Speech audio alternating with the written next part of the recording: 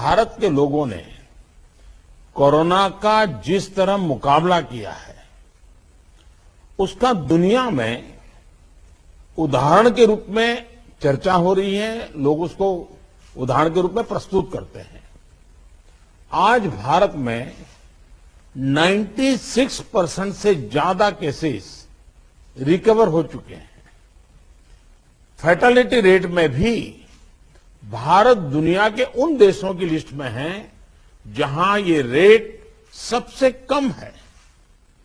देश और दुनिया में कोरोना की स्थिति को सामने रखते हुए जो प्रेजेंटेशन यहां दिया गया, उससे भी कई अहम पहलू हमारे सामने आए हैं।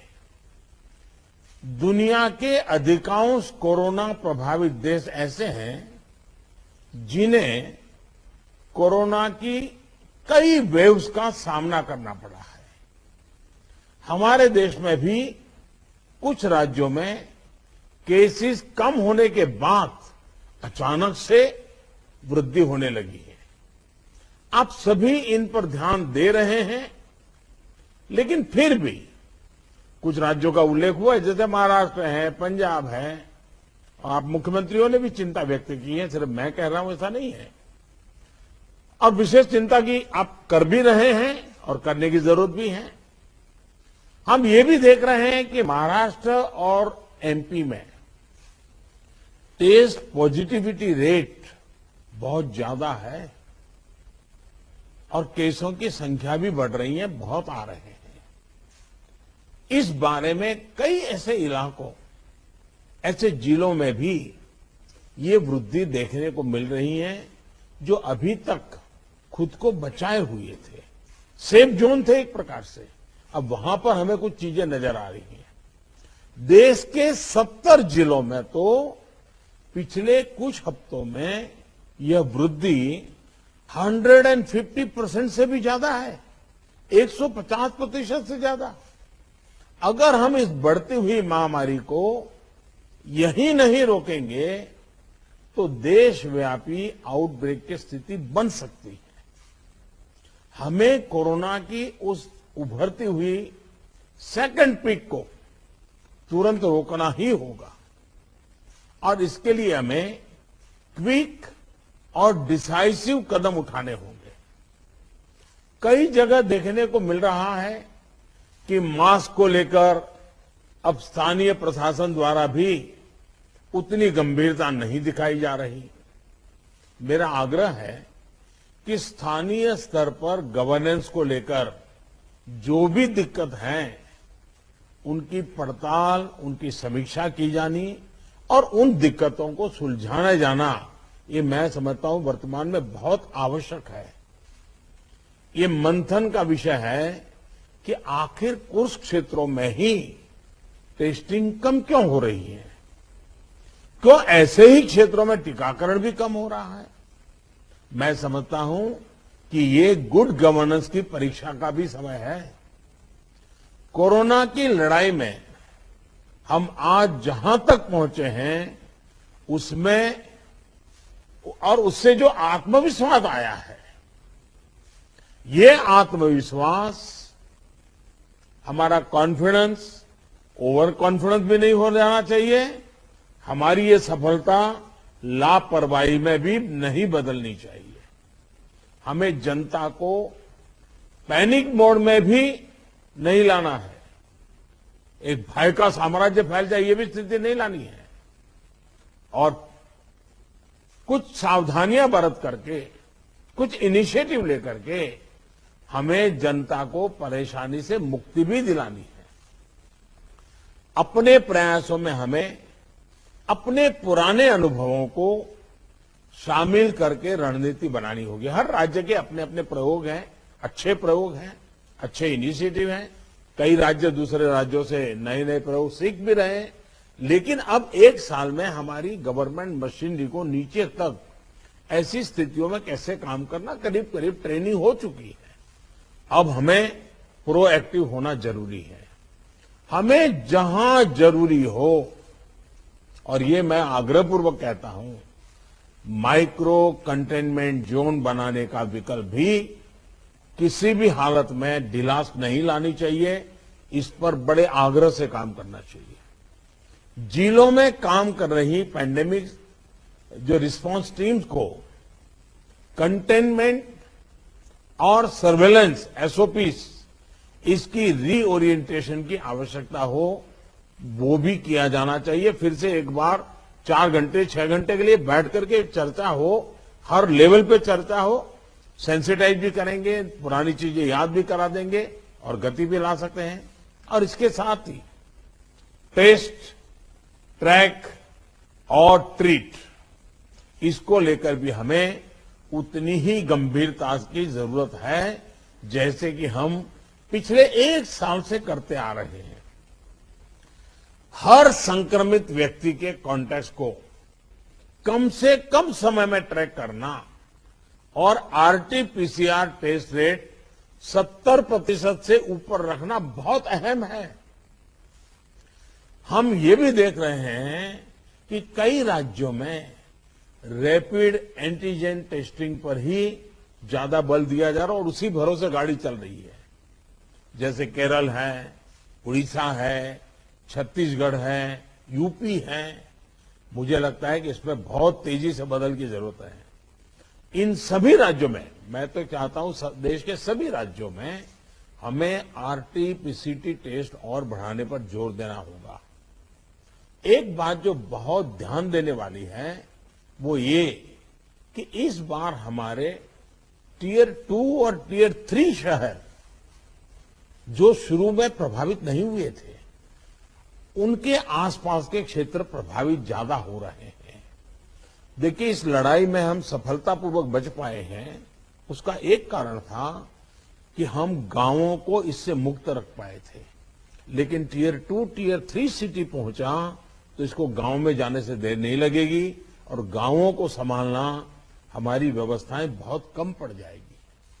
और इसलिए हमें छोटे शहरों में टेस्टिंग को बढ़ाना होगा। हमें छोटे शहरों में रेफरल सिस्टम और एम्बुलेंस नेटवर्क के ऊपर विशेष ध्यान देना होगा। प्रेजेंटेशन में ये भी बात हमारे सामने रखी गई कि अभी वायरस का स्प्रेड डिस्प्रेस्ड मैनर में हो रहा है। इसकी बहुत बड़ी वजह यह भी है कि अब पूरा देश ट्रैवल के लिए खुल चुका है। विदेशों से आने वाले लोगों की संख्या भी बढ़ी है। इसलिए आज हर एक केस के ट्रैवल की, उसके कॉन्टैक्ट्स के ट्रैवल की सूचना सभी राज्यों को आपस में भी साझा करना जरूरी है। आपस में जानकारी साझा करने के लिए किसी नए मैकेनिज्म की जरूरत लगती है तो उस पर भी विचार होना चाहिए। इसी तरह विदेश से आने वाले यात्रियों और उनके कॉन्टैक्ट्स के सर्वेलेंस के लिए एसओपी के पालन की जिम्मेदारी भी हमारी अब बढ़ गई है। अभी हमारे सामने कोरोना वायरस के न्यूटन्स को भी पहचाने और उनके प्रभावों का आकलन का भी एक प्रश्न है। आपके राज्यों में आपको वायरस के वेरिएंट का पता चलता रहे, इसके लिए भी जीनोम सैंपल भी टेस्टिंग के लिए भेजा जाना उतना ही अहम है। साथियों, वैक्सीन अभियान को लेकर कई साथियों ने अपनी बात रखी। निश्चित तौर पर इस लड़ाई में वैक्सीन अब 1 साल के बाद हमारे हाथ में एक हथियार आया है। ये प्रभावी हथियार है। देश में वैक्सीनेशन की गति लगातार बढ़ रही है। हम एक दिन में 30 लाख लोगों को वैक्सीन करने के आंकड़े को भी एक बार तो पार कर चुके हैं। लेकिन इसके साथ ही हमें वैक्सीन डोसेज वेस्ट होने की समस्या को बहुत गंभीरता से लेना चाहिए। तेलंगाना और आंध्र प्रदेश में 10% से ज्यादा वैक्सीन वेस्टेज है। यूपी में भी वैक्सीन वेस्टेज करीब करीब वैसा ही है। वैक्सीन क्यों वेस्टेज हो रही है, इसकी भी राज्यों में समीक्षा होनी चाहिए। और मैं मानता हूं हर रोज शाम को इसके मॉनिटरिंग की व्यवस्था रहनी चाहिए और हमारी सिस्टम को प्रोएक्टिव लोगों को कांटेक्ट करके एक साथ इतने लोग मौजूद रहें ताकि वैक्सीन दे, वैक्सीन वेस्टेज न जाए, इसकी व्यवस्था होनी चाहिए। क्योंकि एक प्रकार से जितना परसेंटेज वेस्टेज होता है, हम किसी के अधिकार को बर्बाद कर रहे हैं। हम किसी के अधिकार को बर्बाद करने का हमें हक नहीं है। स्थानीय स्तर पर प्लानिंग और गवर्नेंस की जो भी कमियां हैं, उन्हें तुरंत सुधारा जाना चाहिए। वैक्सीन वेस्टेज जितनी रुकेगी, और मैं तो चाहूंगा राज्यों ने तो जीरो वेस्टेज के टारगेट से काम शुरू करना चाहिए। हमारे यहां वेस्टेज नहीं होने देंगे। एक बार कोशिश करेंगे तो इंप्रूवमेंट जरूर होगा। उतने ही ज्यादा हेल्थ वर्कर्स, फ्रंटलाइन वर्कर्स और दूसरे एलिजिबल लोगों को वैक्सीन की दोनों डोज पहुंचाने के हमारे प्रयास सफल होंगे। मुझे विश्वास है कि हमारे इन सामूहिक प्रयासों और रणनीतियों का अमल जल्दी हमें दिखाई देगा और उसका परिणाम भी नजर आएगा। अंत में मैं कुछ बिंदु फिर एक बार दोहराना चाहता हूं ताकि हम सभी इन विषयों पर ध्यान देते हुए आगे बढ़े। एक मंत्र जो हमें लगातार हम सबको कहना होगा, दवाई भी और कड़ाई भी। देखिए, दवाई मतलब बीमारी चली गई ऐसा नहीं। मान लीजिए किसी को जुकाम हुआ है, उसने दवाई ले ली, सब ली, लेकिन इसका मतलब ये नहीं है कि उसको ठंडी जगह पे बिना सुरक्षा के ऊनी कपड़े वगैरह पहने बिना वो चला जाए, बारिश में कहीं भीगने के लिए चला जाए। भाई ठीक है, तुमने दवाई ली है, लेकिन तुम्हें बाकी संभालना तो पड़ेगा ही पड़ेगा। ये हर हेल्थ का नियम है जी। ये कोई इस बीमारी के लिए नहीं है, ये हर बीमारी के लिए है जी। अगर हमें टाइफाइड हुआ, दवाई हो गई, सब हो गई, फिर भी डॉक्टर कहते हैं वे इन चीजों को नहीं खाना। ये वैसा ही है। और इसलिए मैं समझता हूं इतनी सामान्य बात लोगों को समझानी चाहिए। और इसलिए दवाई भी और कड़ाई भी, इस विषय में हम बार बार लोगों को आग्रह करें। दूसरा जो विषय मैंने कहा, आरटीपीसीआर टेस्ट को स्केल अप करना बहुत आवश्यक है ताकि नए केसेस की पहचान तुरंत हो सके। स्थानीय प्रशासन को माइक्रो कंटेनमेंट जोन बनाने की दिशा में हमें आग्रह करना चाहिए। वो वहीं पर काम तेजी से करें, हम बहुत तेजी से रोक पाएंगे ताकि संक्रमण का दायरा फैलने से रोकने में वो मदद करेगा। वैक्सीन लगाने वाले केंद्रों की संख्या बढ़ाने की आवश्यकता है। वो प्राइवेट हो, सरकारी हो, जितना, जैसा आपने मैप देखा होगा, वो आपके लिए भी राज्यवार भी बनाया। वो शुरू में जो ग्रीन डॉट वाला बताया था, और देखने से ही पता चलता है बहुत सारे इलाके हैं कि जहां लाइट ग्रीन लग रहा है, मतलब कि हमारे वैक्सीनेशन सेंटर उतने नहीं है और या तो एक्टिव नहीं है। देखिए, टेक्नोलॉजी हमारी बहुत मदद कर रही है। हम बहुत आसानी से डे टू डे चीजों को ऑर्गेनाइज कर सकते हैं। इसका हमें फायदा तो लेना है, लेकिन उसमें उसके आधार पर हमें इंप्रूवमेंट करना है। हमारे जितने सेंटर्स प्रोएक्टिव होंगे, मिशन मोड में काम करेंगे, वेस्टेज भी कम होगा, संख्या भी बढ़ेगी और एक विश्वास तुरंत बढ़ेगा। मैं चाहता हूं कि इसको बल दिया जाए। साथ ही एक बात हमें ध्यान रखनी होगी, क्योंकि ये वैक्सीन निरंतर प्रोडक्शन हो रहा है और जितना जल्दी हम इससे बाहर निकले, हमें निकलना है। अदरवाइज ये 1 साल, 2 साल, 3 साल तक खींचता चला जाएगा। एक मुद्दा है वैक्सीन की एक्सपायरी डेट। हमें ध्यान रखना चाहिए कि जो पहले आया है उसका पहले उपयोग हो, जो बाद में आया है उसका बाद में उपयोग हो। अगर जो बाद में आया हुआ हम पहले उपयोग कर लेंगे तो फिर एक्सपायरी डेट और वेस्टेज की स्थिति बन जाएगी। और इसलिए मुझे लगता है कि अवॉइडेबल वेस्टेज से तो हमें बचना ही चाहिए। हमें पता होना चाहिए कि ये लॉट हमारे पास जो है, इसकी एक्सपायरी डेट ये है, हम सबसे पहले इसका उपयोग कर लेंगे। ये बहुत जरूरी है। और इन सभी बातों के साथ इस संक्रमण के फैलाव को रोकने के लिए जो मूलभूत कदम है, जैसा मैं कहता हूं, दवाई भी और कड़ाई भी।